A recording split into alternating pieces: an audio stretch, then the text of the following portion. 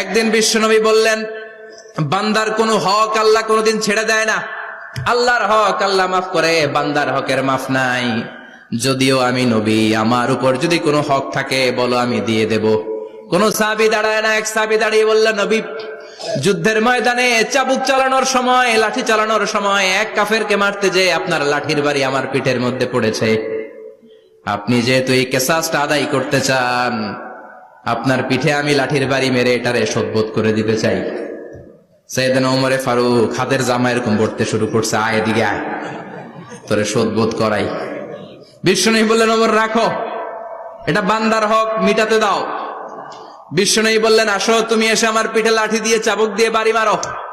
সাহাবী বলে, ও নবী, তখন দুর্ভিক্ষের সময়ের যুদ্ধ ছিল, আমাদের গায়ে জামা ছিল না। যখন আপনি আমার চাবুকটা পিঠের মধ্যে মেরেছেন, আমার পিঠে তখন জামা ছিল না। আপনি যদি যথা নিয়মে কিসাসটা আদায় করতে চান, আপনার জামাটা খুলেন, খালি পিঠের মধ্যে বাড়িটা মারিস। এবার আর ওমরে ফারুককে ধরে কে?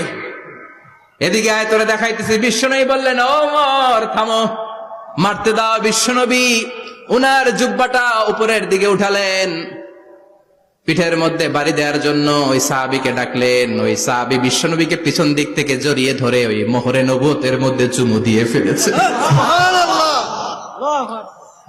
সাহাবী বললেন, নবী গো, এই নাটক করার জন্য আপনি আমারে মাফ করে দিয়েন।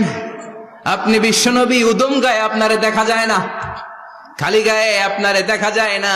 শুনেছি আপনার পিঠের মধ্যে মোহরে নবুয়ত আছে। অনেক দিনের সাধনা, জল্পনা কল্পনা, আপনার মোহরে নবুয়তে আমার ঠোঁটটা আমি লাগাবো। আপনার মোহরে নবুয়তের মধ্যে আমার ঠোঁটটা লাগিয়ে আমার ঠোঁটটারে আমি জাহান্নাম থেকে পরিত্রাণ করাবো। এজন্য প্ল্যান প্রোগ্রাম করে এতক্ষণ আপনার জামাটা খুলতে বলেছি। আপনার উপরে আমার কোনো হক নাই। আমার আব্বা মা, আমার সম্পদ, আমার জীবন আপনার জন্য কোরবান গো নবী।